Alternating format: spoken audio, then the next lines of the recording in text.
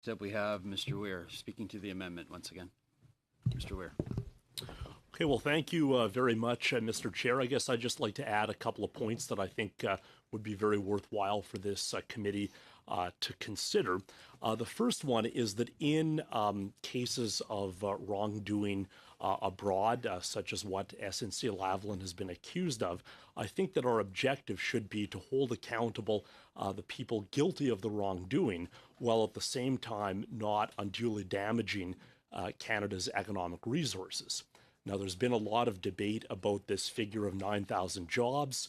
I and others have been skeptical about that number, but I think at the end of the day, there's no doubt that charges and convictions and a ban from federal contracts against SNC-Lavalin would do some pretty serious damage to a very important Canadian enterprise, the largest construction company in Canada.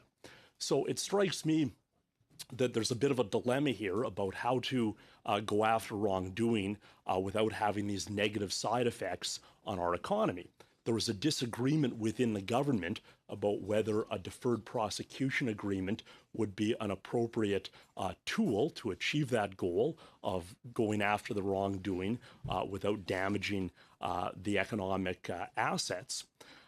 It strikes me something the committee should consider is whether we should be entirely focusing on penalizing the company either through a prosecution or a deferred prosecution agreement, or whether that goal might be better achieved with a renewed focus on prosecuting the individuals who actually committed the wrongdoing.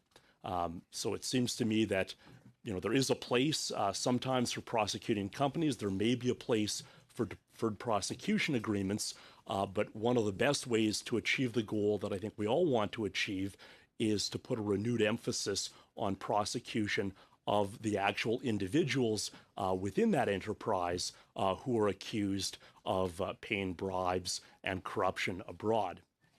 Mr. Chair, the second point I would encourage this committee to consider is that in this new area for Canada of deferred prosecution agreements, there clearly needs to be some sort of oversight or some sort of possibility of appeal beyond just one individual, the Director of Public Prosecutions. And that oversight or appeal needs to be from someone who is independent, someone who isn't political. And a big part of the problem in the SNC-Lavalin case is that the only way to appeal a decision of the Director of Public Prosecutions was to go to an Attorney General who was not just a member of Parliament, but also a member of Cabinet, also the Justice Minister. So one way that's been suggested to achieve some sort of independent oversight or review in these very complex and difficult decisions would be to reinforce the independence of the Attorney General by splitting that portfolio from the justice portfolio. I think that would be a possibility that this committee should consider. There might be other ways of coming up with some sort of mechanism for review or oversight of decisions of the Director of Public Prosecutions in an independent, nonpartisan way. That's one idea that's been floated. I would encourage the committee to consider it and others. Thanks very much for the opportunity, Mr. Chair. Thank you, Mr. Weir. Next up, we have, again, speaking to the amendment, Mr. Gourde. Go ahead. Thank you very much, Mr. Chair. I just want to take a few minutes to add my thoughts here. I'll try not to repeat what other people have said too much. Now, we're all parliamentarians here, and sometimes in the life of a parliamentarian, you have to make decisions that are based on your conscience.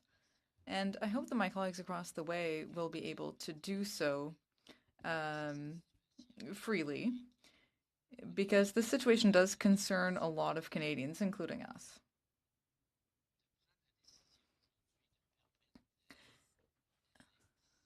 And I hope that they will make a decision today that will allow these former ministers, who unfortunately had to resign. And, they didn't resign happily. They chose a very brave and difficult path. Now, giving up such an important position in order to help Canadians and to do so out of principle and not to be able to explain to Canadians why they did that is a very difficult thing. We are all in politics as they were, and I think we can imagine how difficult it would have been for them to make that decision of conscience. I think that this is a very legitimate motion that we have today, and I think that it's up to our committee to study it. Now, the Justice Committee refused to study it because,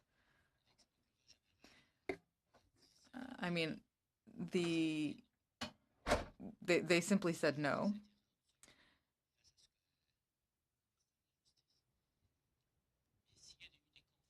But if there had been a conflict of interest, or if there had been any pressure, then certainly it would be up to our committee to shed light on what happened.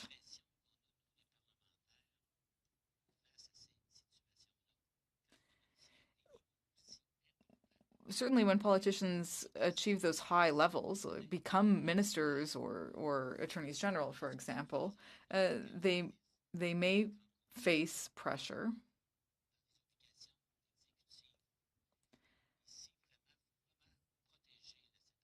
And I think we need to look at keeping the separation of powers between the judicial and executive branches, keeping that separate. Canadians trust our system, and that should guide us towards an ideal society. Unfortunately, it seems that our country is not on the right track. Abroad, people are suggesting that maybe we need to clean house in Canada. A lot of people are disappointed. We never thought that our country would end up in this type of situation. We've always defended freedom of expression and the rule of law internationally. But now we're the ones having our knuckles rapped. And,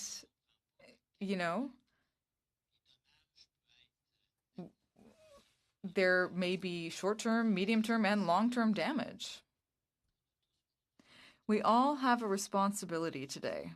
In fact, it's almost a historic responsibility, because we need to allow the truth to be spoken and heard. And we need to give these people the opportunity to speak their truth freely. So I call upon all of my colleagues here to make the best possible decision. Sometimes, as parliamentarians, we have to make difficult decisions, but we should never forget that we are here for all Canadians and for the future of all Canadians. And we need to protect our institutions. That's our responsibility. And I think we'll know, perhaps within the next few minutes, whether we will be able to move forward in a transparent fashion, or whether this secrecy will only continue to grow. Of course, it's not easy to make a decision like this, but there are some things that need to be done if we are going to heal our society. So I think that we need to have courage and go down the right path. Thank you, Mr. Chair. Thank you, Mr.